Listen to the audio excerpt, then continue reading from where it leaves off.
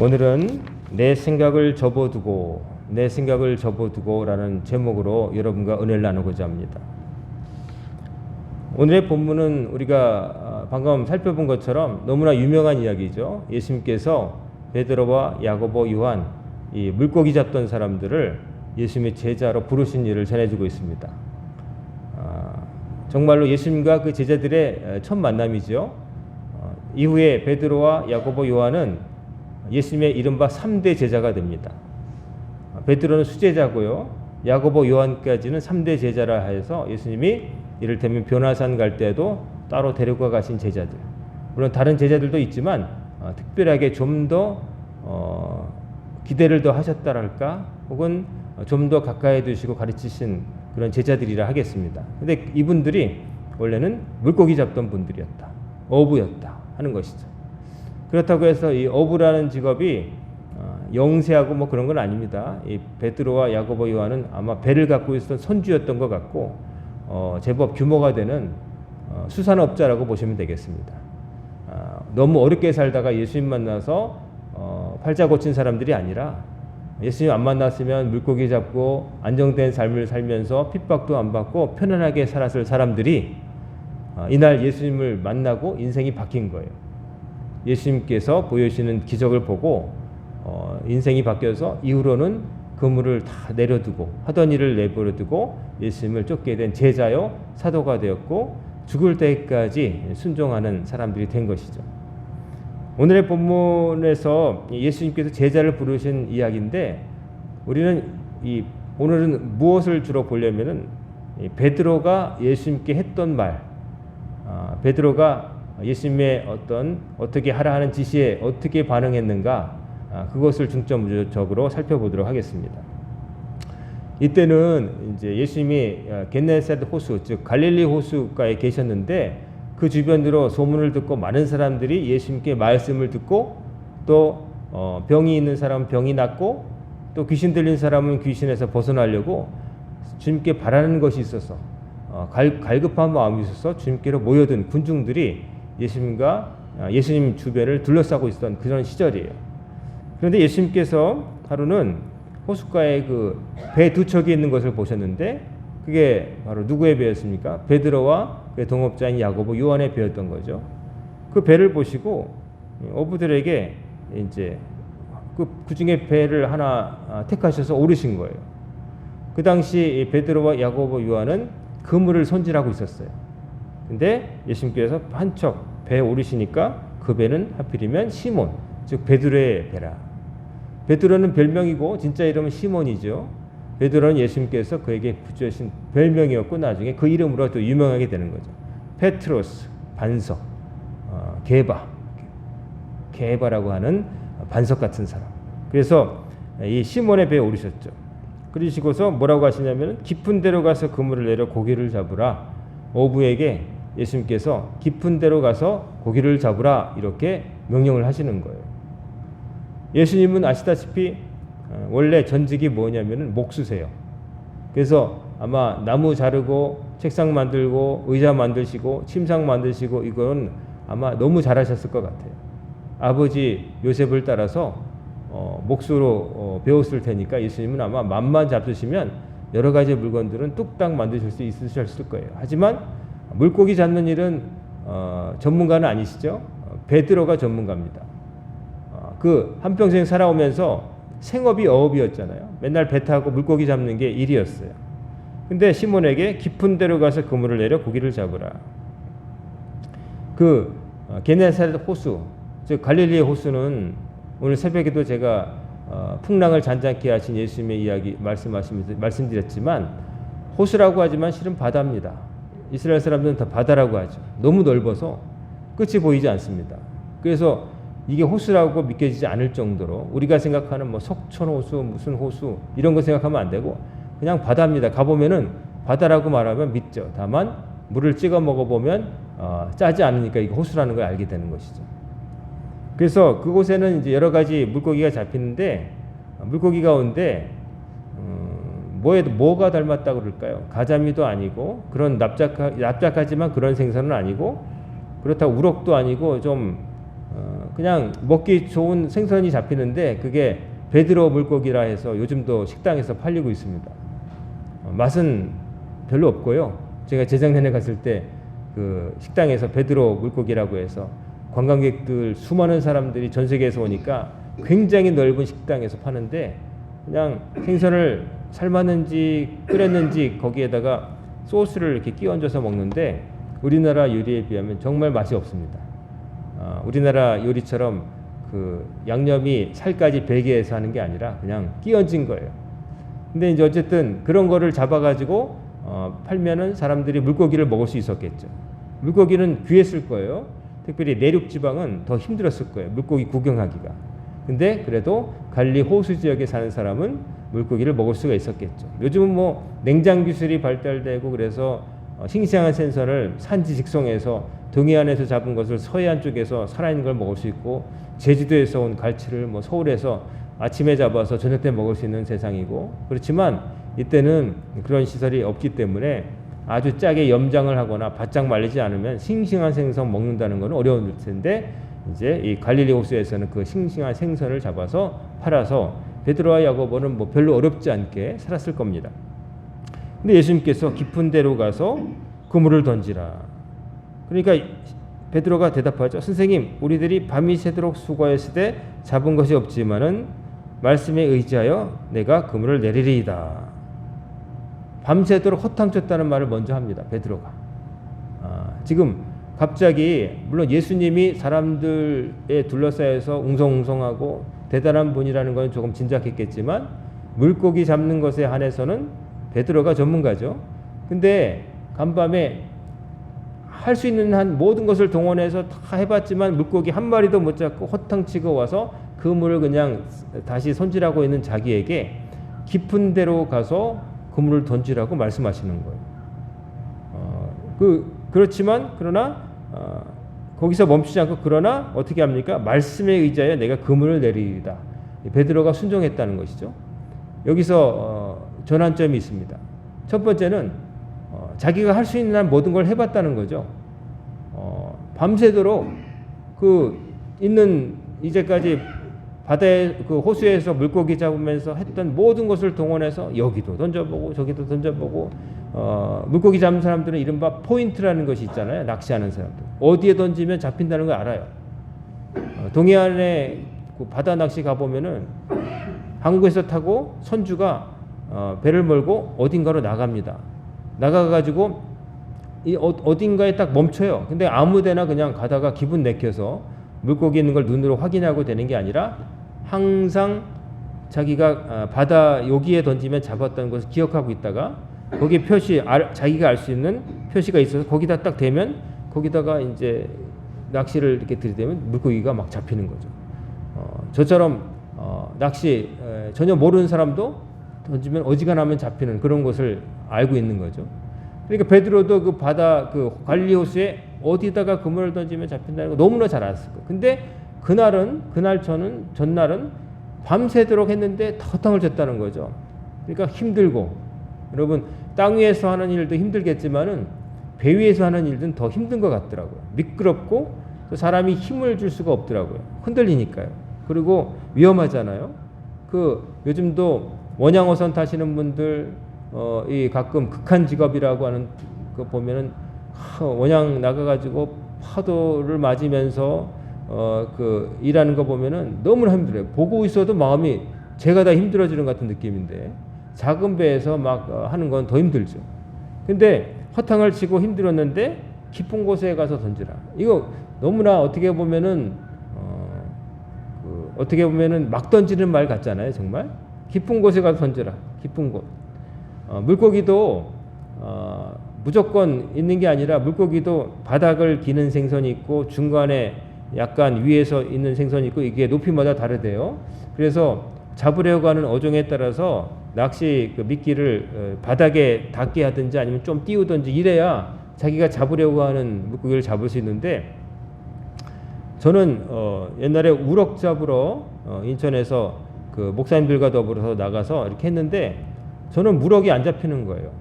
우럭이 안 잡히는 딴 분들은 막 우럭이 잡히는데 저는 우럭이 안 잡히고 나중에 희한하게 생긴 뱀장어도 아니고 막 가시처럼 생긴 그 얼굴도 험상궂고 여기도 가시가 이렇게 있고 등에도 있고 딱 떴는데 펄떡펄떡 뛰더라고요. 그래서 이게 뭐냐 그랬더니 장대라고 하는 생선이더라고요. 장대라는 생선이 있어요. 근데 걔는 이게 그냥 잡으면 찔리기 때문에 어떻게 되냐면 몽둥이로 머리를 쳐야 된대요.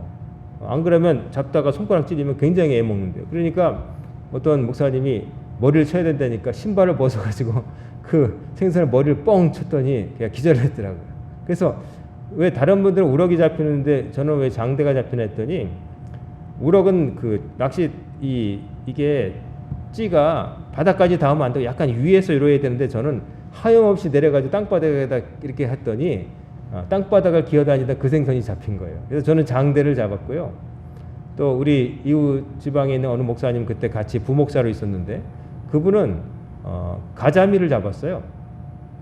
원래 거기 그 사람이 평생 다녔는데 가자미 잡은 사람 처음 봤다고 할 정도로 이상한 생선이 잡혔는데 누가 그랬어요. 눈먼 생선이라고. 어디 잘못 지나가다가 그거 물었다고 그랬는데 그분도 바닥에다가 이렇게 놓으니까 바닥을 기는 가자미가 잡혔던 거예요.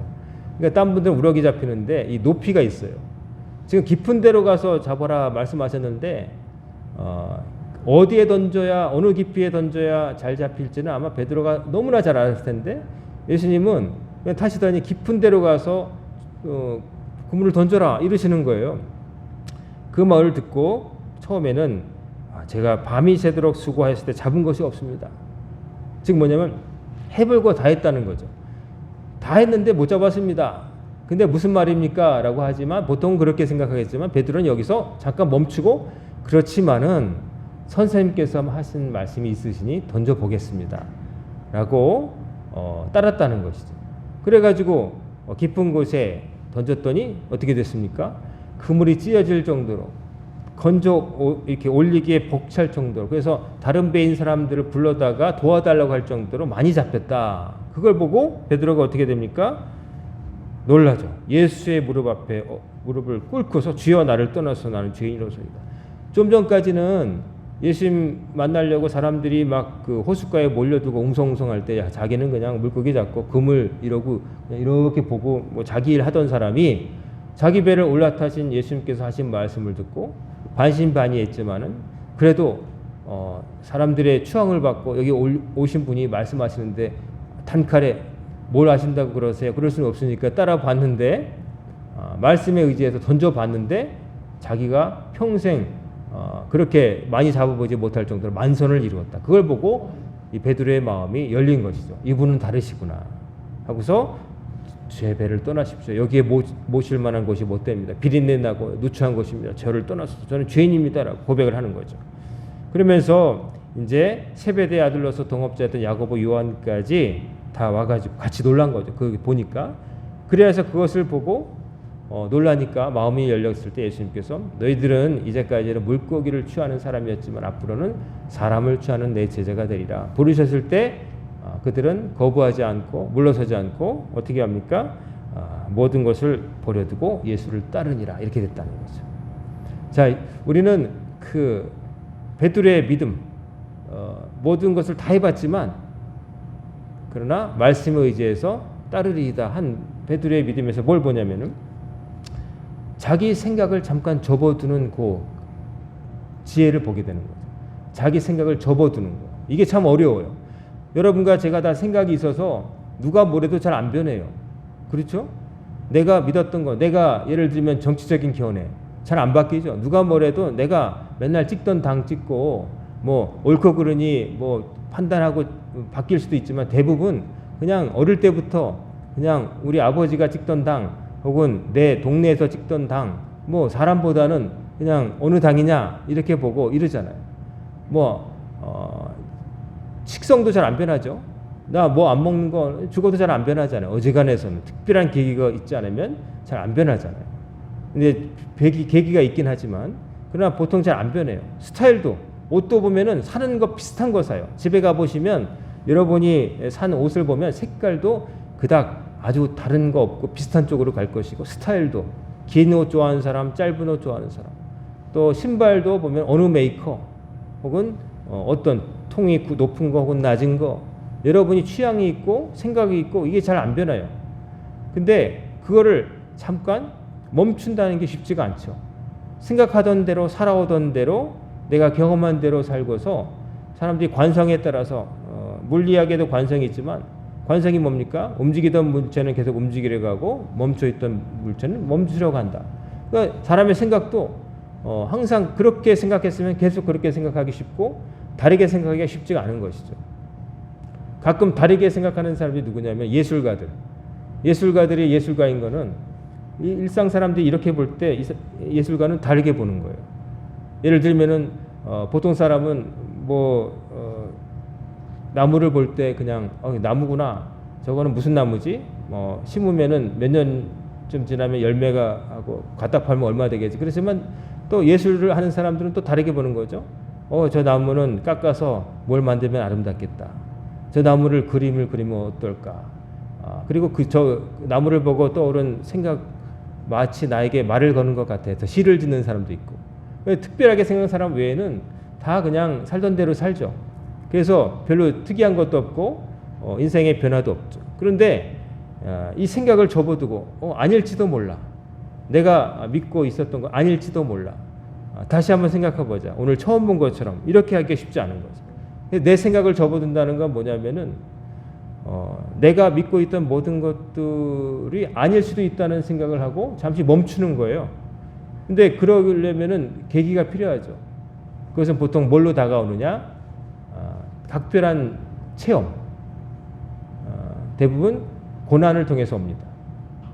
베드로 같은 경우에 어부의 경우에 뭐냐면 있는 재주 없는 재주 그동안의 노하우 다 동원해서 물고기 잡으려고 기물을 했는데 다 실패한 거. 그러고서 좌절 속에 있는데 예수님께서 오셔서 깊은 데로 던져보라 했을 때 그때 던져봤는데 잡았다는 거죠. 자기 생각을 잠시 멈추고 주님께 맡겼을 때 다른 결과가 벌어질 수 있다는 것을 그제서 본 거죠. 그러니까 주님 하면서 그 앞에 무릎을 꿇게 되는 거예요. 이 생각을 접어둔다는 게 그렇게 쉽지 않습니다. 생각을 접어두려면 내 한계, 내가 가진 한계를 깨닫는 순간에 이제 생각을 접을 수가 있는 거예요. 뭔가 부딪혔을 때 안 되던 거, 되던 게 안 될 때 사람은 생각하게 되는 거예요. 길을 가다가 엎어졌어요. 어제까지 잘 걸어다니던 길을 가다가 엎어졌어요. 다쳤어요. 일단 엎어져서 무릎이 까지면 사람은 어디부터 봅니까? 자기 상처부터 보게 되죠. 피나나? 그 다음에 뭘 보죠? 저기에 뭐가 있지? 돌뿌리가 있나? 그걸 보게 되는 거죠. 그냥 가는 사람 없어요. 툭툭 털고 무릎 까지면 아프니까 본능적으로 손을 와서 이렇게 해보고 피났나 보고 그 다음에 뭐가 나를 넘어지게 했지 하고 돌아보는 거죠. 그래서 사람이 똑같습니다. 인생을 이렇게 쭉 똑같이 살던 사람, 과거하고 전혀 다름없이 맨날 똑같은 삶을 반복하는 사람, 한계를 그대로 가지고 있던 사람은 별 계기가 없게 되면 그냥 그렇게 가요. 그래도 되니까요. 그래도 그럭저럭 삶을 유지해 왔으니까요. 근데 그게 안 되는 때를 만나는 거죠.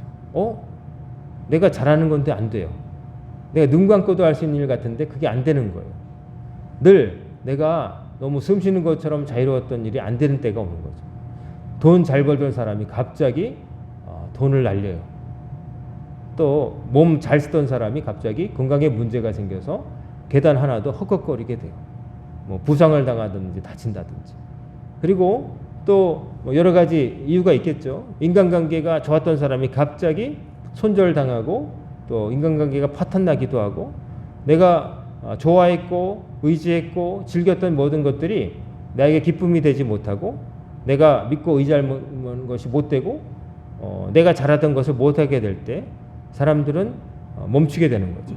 그러면서 생각을 하게 됩니다. 뭐가 문제지? 뭐가 문제지? 자, 이런 일을 당하고 싶은 사람은 별로 없겠지만 그러나 그런 일이 있어야 우리 삶에 정말 획기적인 변화가 생기는 겁니다. 그때가 기회예요. 위기이자 흔히 말하는 대로 위기는 곧 기회다. 그런 계기가 없으면 인간이 안 바뀝니다. 무슨 말을 해도 안 바뀝니다.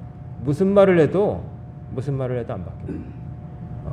옆에서 아무리 그러면 안 돼, 이렇게 해야 돼 라고 해도 안 바뀝니다.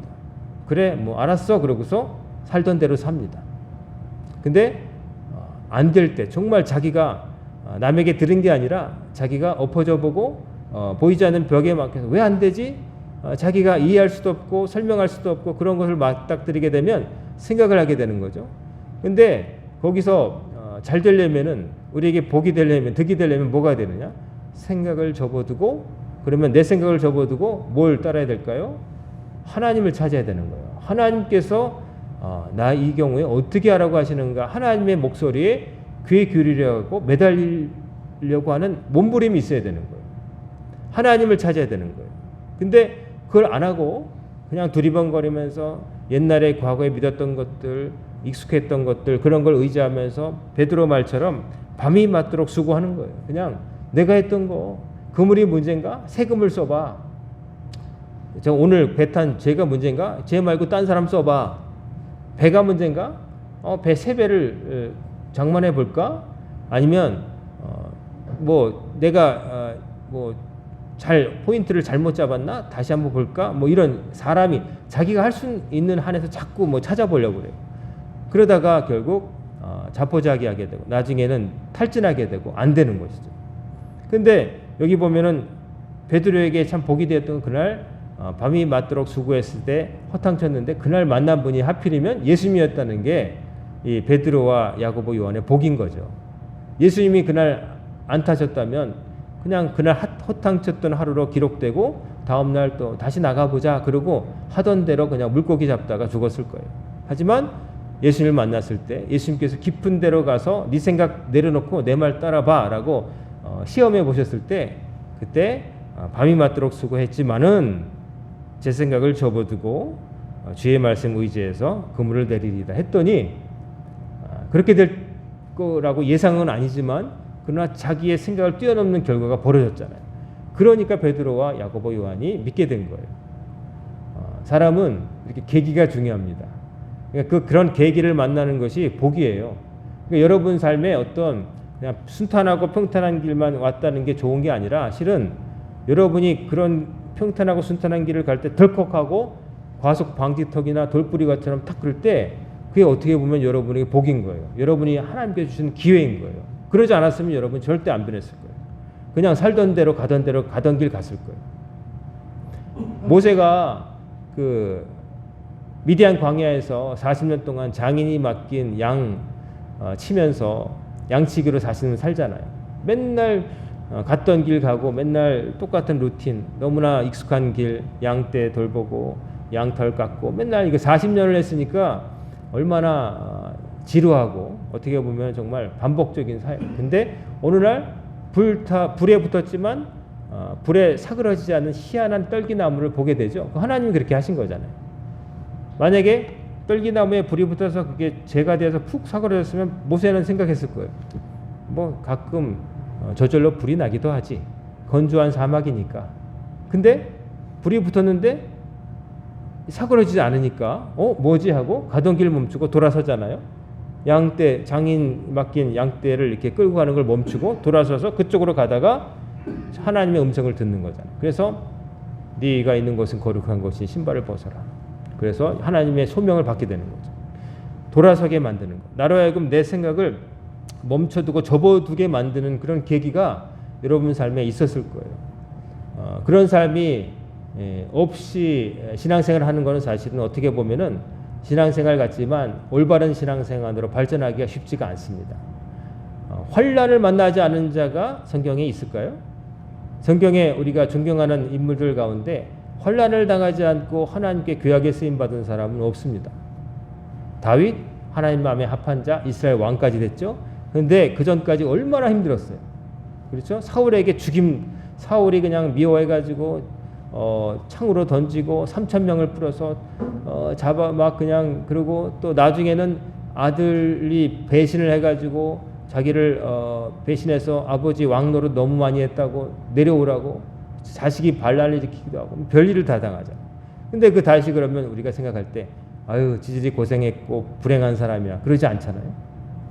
모세도 왕자로 살다가 그냥 동족을 위해서 주먹 휘둘렀다가 사람 죽이고 시체를 유구했다가 발견돼가지고 들통 날 것이 두려워서 사막으로 도망가가지고 40년 고생했어요. 야곱은 어떻습니까? 형을 속여가지고 아버지와 형을 속여가지고 장자권을 가로챈 다음에 외삼촌 라반의 집에 가서 또 죽도록 고생하죠. 그냥 머리 싸움하면서 자기 걸 지키려고 고생하다가 나중에 돌아오게 되는 것이죠. 성경에 보면은 그냥 다 하나님께서 쓰신 사람들 보면은 환난 속에서 하나님을 만납니다. 야곱은 그냥 베델이라고 자기가 이름 붙이게 될 그곳에서 밤에 잠을 자다가 형에게 맞아 죽을까봐 도망가다가 거기서 춥고 배고픈 가운데 꿈속에서 하늘까지 닿은 사닥다리로 천사가 왔다 갔다 하는 걸 보고 여기도 주님 계시구나 두렵도다 하면서 각성을 하잖아요. 그런 계기가 있단 말이에요. 그래서 그런 계기가 있을 때 그 사람은 그 다음부터는 다르게 사는 거죠. 근데 그런 계기가 없게 되면은 그냥 아예 안 변하는 사람도 있고 조금 변한 것 같지만 깊은 깨달음이 없기 때문에 어떤 일이 있을 때 자꾸 흔들리게 되고 옛날 살던 대로 자꾸 돌아가는 거예요. 그래서 우리가 신앙을 말할 때 그냥 신앙이라고 하지 않고 체험적 신앙이란 말을 하는 이유가 거기 있어요. 체험이 있느냐, 진짜 겪어봤느냐. 가장 밑바닥까지 가서 나를 구해줄 분은 하나님밖에 없다는 것을 절실하게 한번 그야말로 눈물 젖은 빵을 먹어봤느냐. 그게 없게 되면은 위험합니다, 사실. 내 신앙이 진짜인지 검증받을 길도 없고 언제든 무슨 일이 있으면 그냥 항상 하나님은 2번, 3번이 되는 거예요. 바쁘면 2번, 3번 되는 거예요. 급하면 내가 손에 닿는 거 딴 걸 짚는 거예요. 하나님께 뻗쳐야 되는 손을 옆으로 뻗쳐가지고 이걸 해야 돼. 이게 먼저야 생각하게 되는 거죠. 그래서 참 사람이 변한다는 게 어렵지만 그러나 변할 수 있는 하나님의 능력을 믿고 전도도 하는 것이고 목회자들이 목회도 하는 것이고 그러는 것이죠. 변하기 어렵습니다. 저도 잘 안 변하는 걸 잘 압니다. 저도 입던 옷 맨날 입고요. 신던 신발 많이 입고 넥타이도 그냥 목이 하나인데 넥타이 이것만 하면 되지 해서 맨날 똑같은 거 1년 내내 멜 때도 입고 뭐 그렇습니다. 양복도 맨날 손에 가는 거 가까운 거 입고 누가 보면 맨날 똑같은 사람으로 보여서 딴 옷 입고 가면 누구냐고 그럴 때도 있을 정도로 그렇게 되는 거죠. 근데 뭐 겉모습은 좀 안 변해도 돼요. 하지만 여러분과 제 속은 바뀌어야 됩니다. 정말 하나님 믿는 사람으로 바뀌어야 됩니다. 우리가 하나님 믿는다고 그러는데 믿는다고 하는 말이 부끄럽지 않도록 하나님 믿는다고 말은 하나님 믿는다고 그러는데 급하면 딴 거 믿는 쪽으로 달려간다면 그건 믿는 게 아닌 것이죠. 정말로 어려울 때 나를 도울 분이 누구신가 한번 생각해 보세요. 여러분에게 엄청난 불행이 닥쳐서 욥처럼 뭐 가진 재산도 잃어버리고 몸에 질병도 생기고 여러분의 자녀들도 그러진 않겠지만 여러분을 살갑게 안 대하고 그러고 있을 때 여러분 곁에 누가 남아 있을 것인가?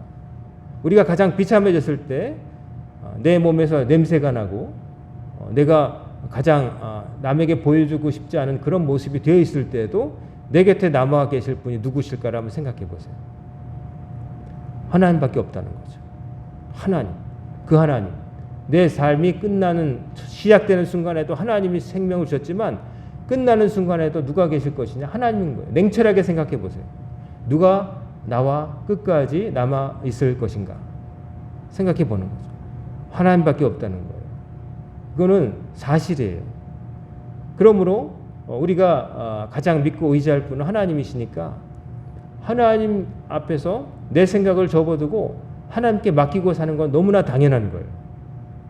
내가 다 한다, 내가 다 신경 쓰고 내가 다 이렇게 해야 뭐가 된다 생각하면 책임감은 큰 사람일 줄 모르지만 그러나 자기를 지나치게 믿는 거고 그렇게 살다 보면 스트레스 받고 괴롭고 모든 것이 부담스러워요.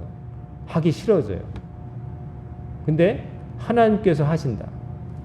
어제 우리 지방에서 장로 안수를 받게 될 장로 과정을 밟는 분들 심사가 있었어요.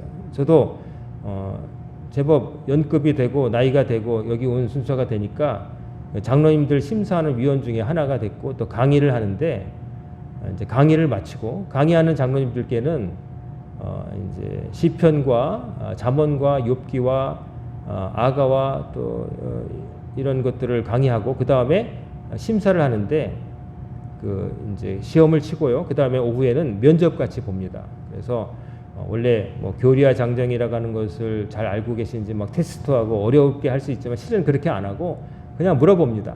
목사님들이 이제 쭉 앉아가지고 장로가 되실 분 앉으면 물어보시는데 이제 미리 다 질문하면 시간이 오래 걸리니까 한두 개만 하자고 미리 이제 위원들끼리 약속을 하고 물으시는데 그 장로로서 되신 소감을 말해보라고 어느 분이 물으시는 거예요. 권사로서 섬기다가 장로가 됐을 때 어떤 느낌이냐 그랬더니 기쁘십니까? 다 그러니까 전부 기쁘다는 사람 한 명도 없더라고요. 그럼 어떤 느낌입니까? 그랬더니 부담이 돼서 죽겠다는 거예요. 웃음이 사라졌대요. 권사까지 있을 때는 많이 웃으며 다녔는데 장로가 되니까 웃음이 사라졌대요. 왜냐하면은 장로가 되니까 이제 많은 사람들이 자기를 본다는 거죠. 내가 어떻게 신앙생활 하는지 권사님들이 보고 집사님들이 보고 목사님이 기대를 많이 하시고 그러니까 미치고 환장한다는 거예요. 답답하게 된다는 거예요. 부담감. 그렇죠. 그런 마음이 있어야 되겠죠. 그리고 장로님은 보통 기둥과 같은 역할을 하라 그런 말을 많이 듣잖아요. 기둥이라는 건 뭐냐면 무거운 건물에 하중을 받는 거니까 원래 감리교회 법에 따르면 입교인 30명당 1명의 장로님을 뽑을 수가 있어요. 권사님은 15명당이고. 즉 쉽게 말하면 30명을 돌볼 수 있고 30명 몫을 하는 분이 장로가 된다 그런 뜻이죠. 그러니까 감투가 아니라 실은 엄청난 부담인 거예요. 그걸 감투라 생각하고 내가 왜 장로가 못 돼 이런 사람들은 그걸 이해 못하는 거예요.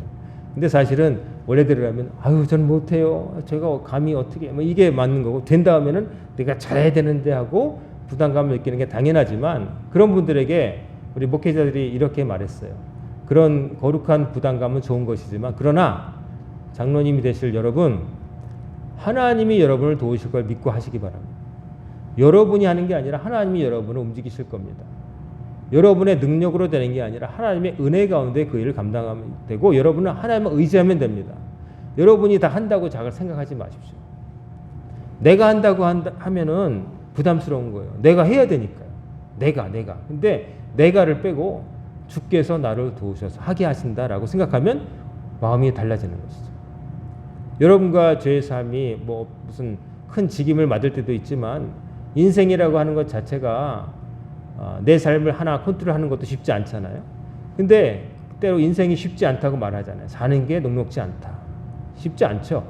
이 치열한 생존 경쟁 속에서 그리고 여러 가지 일들 속에서 때로 힘들고 내가 다 해냈을까 걱정도 되고 베드로 말처럼 내가 밤이 맞도록 수고하였으나 허탕친 것 같은 그런 순간이 있을지 모르지만 그러나 그때 내 생각 접어두고 하나님께서 나를 도우시면 나 할 수 있어. 하나님께서 나와 함께 하시면 내가 하나님을 믿고 충성하면 하나님께서 나를 도우셔서 그 일을 할 수 있어. 이 장애물을 뛰어넘을 수 있어. 하고 여러분 나아가는 여러분과 제가 되기를 간절히 소망합니다. 내 생각을 접어놓는다는 거 쉽지 않습니다. 그냥 본능적으로 이렇게 하게 되니까요. 근데 그 수준으로 머물면 안 됩니다. 내 생각을 내려놓을 줄 알아야 됩니다. 하나님께서 나와 함께 하신다. 하나님께서 함께 하시고 하나님께 구해야 돼요. 하나님께서 나에게 어떻게 하라 하신지를 간구해야 돼요. 목마른 자가 우물을 파는 거고 우물을 파야 물이 나오는 거예요. 뭐 물을 파는 사람이 물까지 준비하는 건 아니잖아요. 그러나 파는 건 해야 된단 말이에요. 그때 물이 솟게 하신 분은 하나님께서 감당하신다는 거죠. 우리 광인의 성도님들은 여러분의 생각을 접어두는 그 순간, 접어둬야 될 순간에 그냥 세상 사람들처럼 걱정하고 또 자기 백방으로 노력하고 좌절하고 그런 데서 머물지 마시고 하나님 계시지, 하나님께서 나 안 버리신다고 하셨지, 나보다 100배, 1000배 어려운 당한 사람도 하나님 믿었으니까, 하나님 믿으니까 살아났지, 성경에 그렇게 기록되어 있고 그들의 일을 믿고 다른 사람들이 내 앞에 수천 수만에 먼저 믿은 사람들 있지, 그걸 믿으시고 여러분도 힘을 내시길 바랍니다. 하나님께서 함께 하십니다. 하나님께 맡기세요. 여러분 혼자 다 한다고 생각하지 마시고 하나님께 맡기세요. 맡기면 편해집니다. 수영 강사들이 하는 말 있죠. 물에 몸을 맡겨야 되는데 수영 못하는 사람들이 자기가 허부적거리다 물속에 점점 깔아앉는다. 수영을 하려면 부력을 믿고서 몸을 힘을 빼고 이렇게 하면 사실 누구나 떠요. 사람이 철로 만든 사람이 아니기 때문에 떠요. 그리고 정말 믿고서 하늘을 보고 누우면 누구든지 수영 못하는 사람도 떠요. 제가 수영을 못하지만 유일하게 할 수 있는 게 배영이에요. 앞으로 이렇게 하면은 몇 번 좀 물속이에요. 근데 목욕탕에서 실험을 해봤는데 얘는 어릴 때 나는 왜 수영을 못하지? 그때 이제 목욕탕에서 누워가지고 이렇게 누워서 힘을 뺐더니 몸이 이렇게 뜨더라고요. 그냥 떠요. 코가 바깥에 있으니까 숨을 쉬겠더라고요.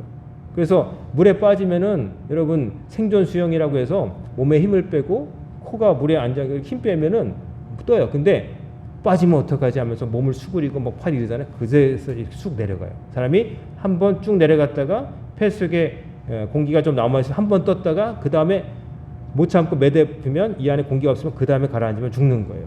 그래서 그 순간에 내 몸은 뜬다 하고서 잠깐 숨을 참고 이렇게 맡기면 사는데 사람이 왜 죽느냐? 두렵고 떨리니까 허부적거리다가 마지막 숨을 몰아쉬고 물을 들이키고 결국 익사가 된다는 거죠.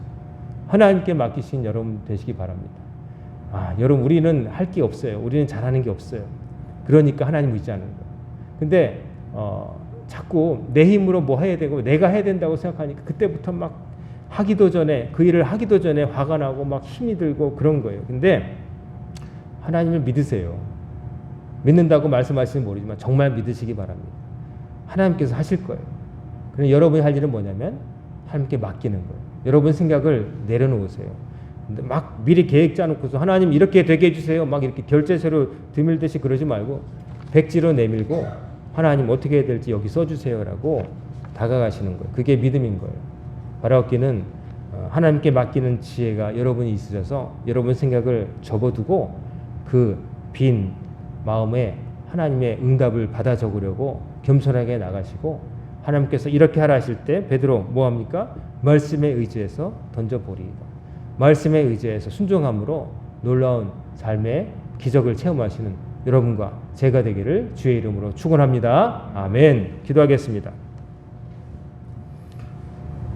사랑과 은혜가 충만하신 아버지 하나님, 저희들 마음속에 가득한 저희들의 생각, 5만 가지 생각을 정리하여 주시고 저희들의 생각을 내려두고 접어두게 하시고 주의 말씀을 듣게 하옵시고 주의 말씀을 순종하며 살아갈 수 있도록 인도하여 주옵소서.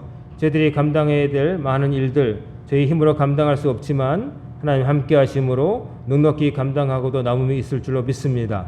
믿는 자에게 능치 못함이 없다고 하신 주의 말씀을 의지하여서 저희들도 인생의 바다에서 믿음의 그물을 던지오니 하나님 만선이 되게 하시고 하나님께 영광 돌릴 수 있는 충성하는 봉사하는 여력이 넘쳐나는 광연의 권속들이 다 되게 하여 주시옵소서.